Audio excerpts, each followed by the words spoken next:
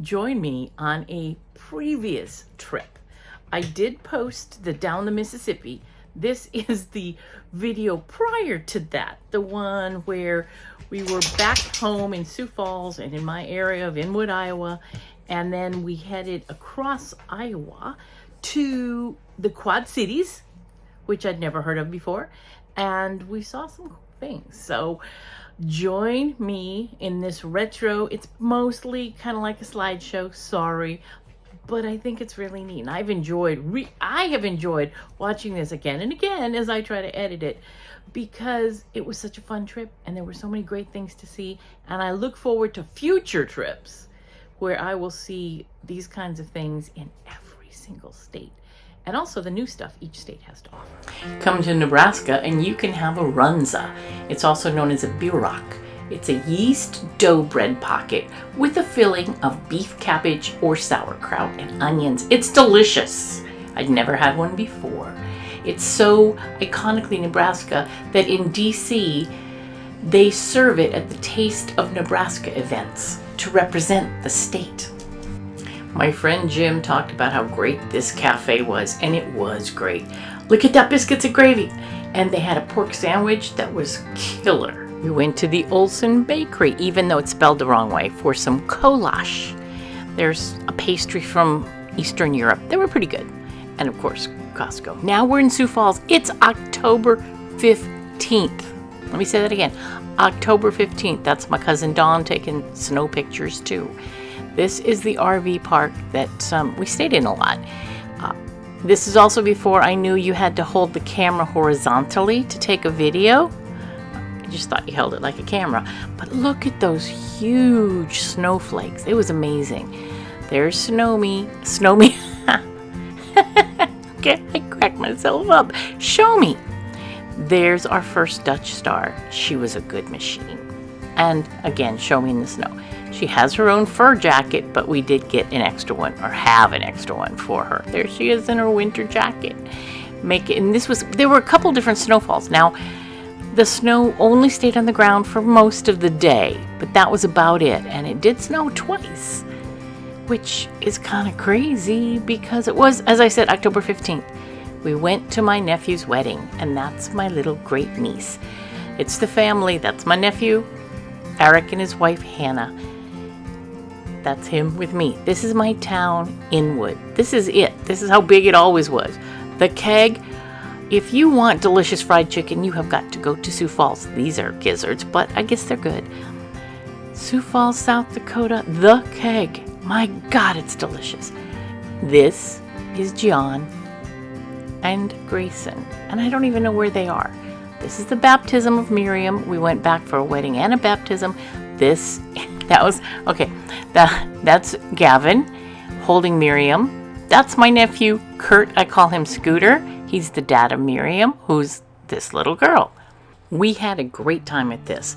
This is kind of family members' dairy, and it's all computerized. It was just amazing to be there and see everything that they're doing. Some investor built a big casino out in the middle of nowhere between the two small towns, and we went and had lunch with my cousins. When I was a kid, this restaurant was called the Hamburger Inn. It's the same size, probably got the same equipment, but now it's part of the vibrant downtown Sioux Falls food scene, and the food was really good. So you'll have to check it out. Here's what it used to look like. They were doing smash burgers before smash burgers were a thing. This is Larchwood, the other small town, and they had a restaurant that we went to. It was great. It's also closed. These are my high school friends. You might have seen them before. This is the cemetery across from the church where I grew up. That is not the church. The original church burned down, and then they replaced it with that. Now, this is Sioux Falls. The Falls at Sioux Falls. They call it Falls Park, and it is made up of over 128 acres, and it's located just north of the downtown along the Big Sioux River. Duh, because it's got to have falls. There are an average of 7,400 gallons of water that drop 100 feet over the course of the falls every second. You can view it from a platform right over the water. You can view it from a tall tower. You can walk amongst it, or like this guy, kind of be zen. Onyx likes Sioux Falls from inside the house on the espresso machine, and Sapphire likes it from a pillow. Gilberto's. Okay, you would not think there's great Mexican in the middle of the country in South Dakota. And you know, for the most part, there's not. But oh my God, this was the best breakfast burrito I have ever had in my life. Sioux Falls is not New England or the Columbia Gap or something like that. But you know what? It does have beautiful fall leaves. And I love beautiful squirrel! Did you see? It was a real squirrel in a tree. And there's Sapphire sitting and looking at the beautiful leaves. And here's Onyx sitting and guarding his RV. So we were driving across Iowa, and we accidentally came upon something a lot of people go to see intentionally. The bridges of Madison County. Who knew? We really didn't plan to go there, and then we found out we were kind of there, so we had to go. In the 1800s, steel was difficult or impossible to obtain, so various communities had to use wood. Uncovered bridges only lasted about 20 years before, nature destroyed them. So they started building covered bridges so they would last longer. Not long after Iowa achieved statehood, they realized that they had to have a Capitol building, more centralized in the state. It had originally been in Iowa City. So they picked a new location within 2 miles of the Raccoon Fork of the Des Moines River, and a 3-story brick building was built. It was then destroyed by fire. In the meantime, there was a permanent Capitol that was being planned and built, and it was dedicated on January 17, 1884, and it was completed a couple years after. The building was supposed to cost $1 million, and it cost about $3 million. But look at this, it's so beautiful. But then in January of 1904, there was another fire. And it started when they were converting gas lamps to electricity. And it burned a number of areas. But there was major restoration and everything was put back and improved. And this is the beautiful, ornate, incredibly gorgeous Iowa State Capitol.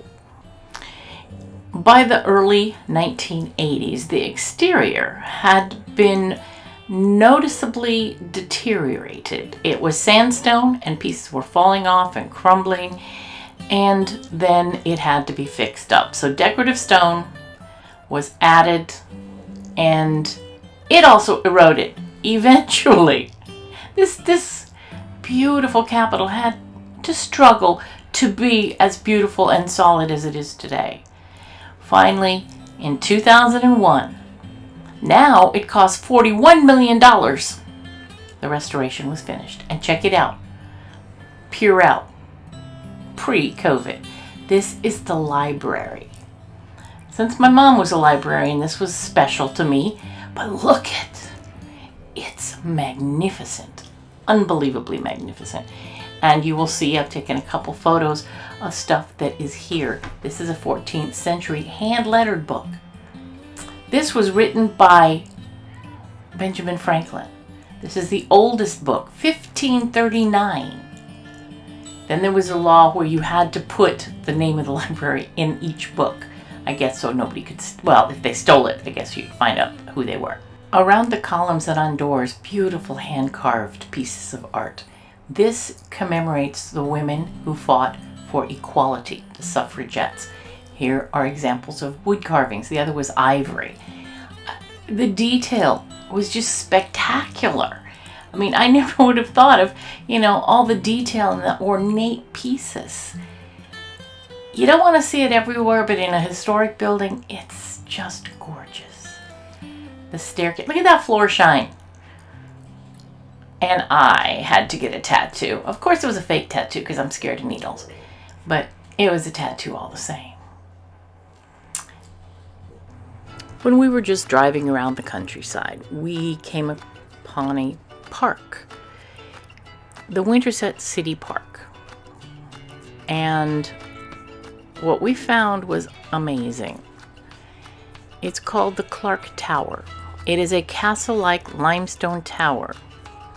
It was erected in 1926 on the 80th anniversary of the founding of Madison County in memory of Caleb Clark. He was a stonemason who was the first white settler in the county. It's 25 feet tall, and you can walk around up it and in it and obviously take pictures of the beautiful fall leaves. Who would have thought there was a beautiful, true castle in the middle of Iowa? So you've got to, when you're traveling, go out. Don't just go to the big places. Go explore some of the little places. Find out from locals in the community what there is that they would suggest you see that maybe not everybody knows about. Those might be some of your best memories.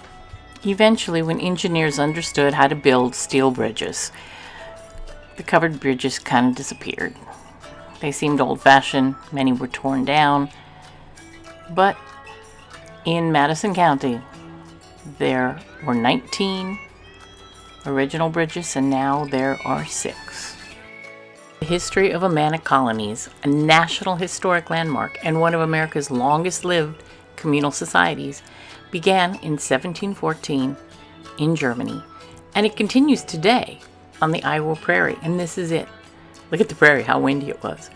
Persecution and economic depression in Germany forced a community to begin searching for a new place. Eventually, they came to America, New York, and then moved to Iowa. It's a quaint, charming area. There's a village, a lot of stuff to see, and then all these things outside of the village.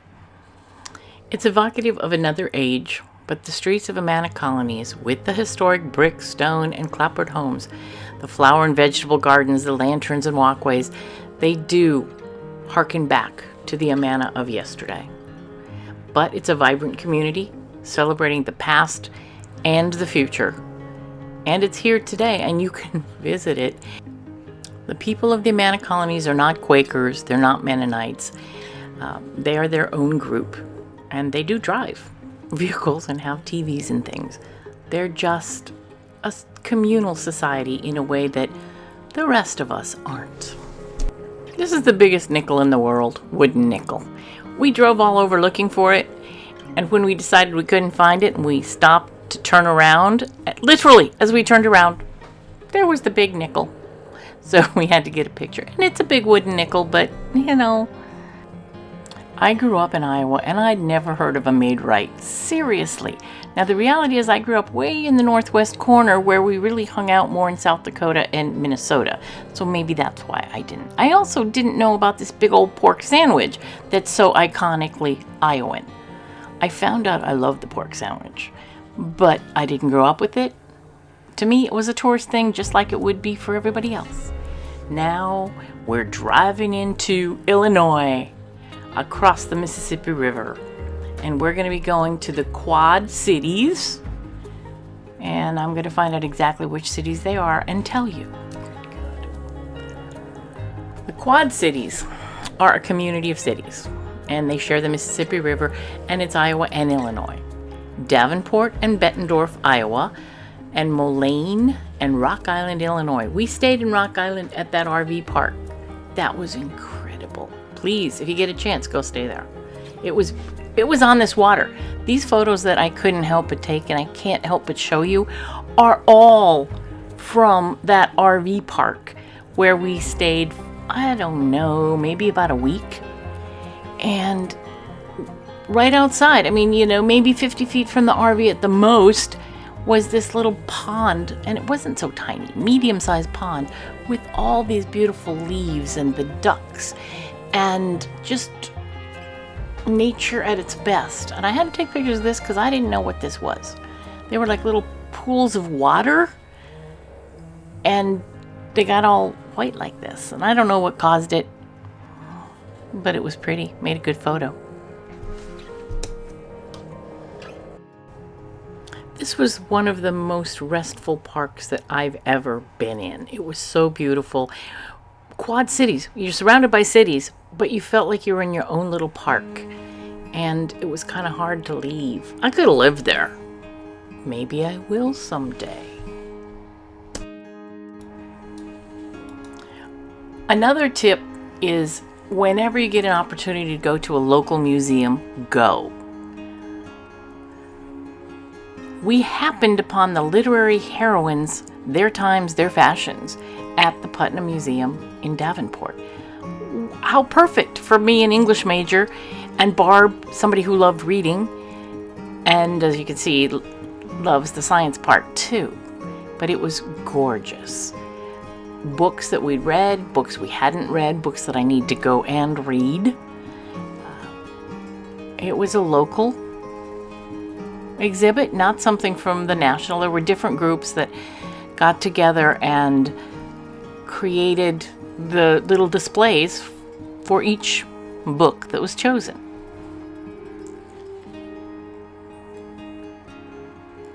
I'm just marveling at this as I'm looking at it right now. I'm supposed to be doing voiceover, but oh, look at that book, this book. How creative and how beautiful all the different period costumes, furniture. And this one took a while to understand, but yes, and the thing is there, it is To Kill a Mockingbird, The Help, Memoirs of a Geisha. I didn't know Daughters of the Dust. Now we're in the history part. This was a slave yoke. This is tobacco. And this was how they made lace. People would work with those little teeny pieces. This is a child stove, but it looks just like an adult stove. And check out the movie camera. I'd never seen one quite that old. 2 old ladies and 2 growing old ladies. This is the teacher. And squirrel! You can never get away from the squirrel. This was also some kind of lace, but I don't remember. This grossed me out terribly, but Barb just was fascinated. I'm fascinated by it, but I'm so grossed out at the same time. This is a real mummy. And there's the sarcophagus of the real mummy. I'd never seen anything like that. Oh, my kitties. Maybe you guys have never seen anything like that. LeClaire, Iowa. Never really heard of it before, but it's right on the river. And we went to the Buffalo Bill Museum. I looked at the rules for teachers. I could never have been a teacher. This was a very nice museum. Once again, and I'm gonna beat this into the ground, go to every small museum that you can possibly go to. You will be surprised at all the great stuff that is there. Sorry. This is the Lone Star, which you saw in the previous video, if you saw the video. This was housed, and it was a major part of the whole museum. And I love this photo. There's the Mississippi right outside of me, standing inside the Lone Star that is dry docked because it would sink to the bottom of the river. But the river was there, and there were things happening on the river. Again, like in New Orleans, it's a living river. And I love everybody's welcome. Right next door was a distillery. That was my first distillery. And then it started a horrible trend that shall live on forever. I had to take a picture of this. It was so crazy funky. It's like you might be a redneck if. We had to go to Charlie Parker's diner, and the food was okay. This is iconic, the horseshoe. Nah, it's okay. But it's fun to stop everywhere. This is not your little museum, but it's an incredibly important one. I love Abraham Lincoln. Of course, he wasn't perfect, but he was pretty darn close. And this is the museum and library dedicated to him. When I was in elementary school, there was a poem in a book that just struck a chord with me. And I'm going to read that poem now because the truth was Abe Lincoln's biological mom, his birth mom, died when he was little. And his dad married a wonderful woman who became an incredible mom to them. But his mom died. Here's the poem. If Nancy Hanks came back as a ghost, seeking news of what she loved most, she'd ask first, "Where's my son? What's happened to Abe? What's he done?" Poor little Abe, left all alone, except for Tom, who's a rolling stone. He was only 9 the year I died. I remembered still how hard he cried, scraping along in a little shack, with hardly a shirt to cover his back, and a prairie wind to blow him down, or pinching times if he went to town. You wouldn't know about my son. Did he grow tall? Did he have fun? Did he learn to read? Did he get to town? Do you know his name? Did he get on? That poem was written by Rosemary and Stephen Vincent Benet. Somebody named Julius Silberger wrote a reply to Nancy Hanks. Yes, Nancy Hanks, the news we will tell of your Abe, whom you loved so well. You first ask, where's my son?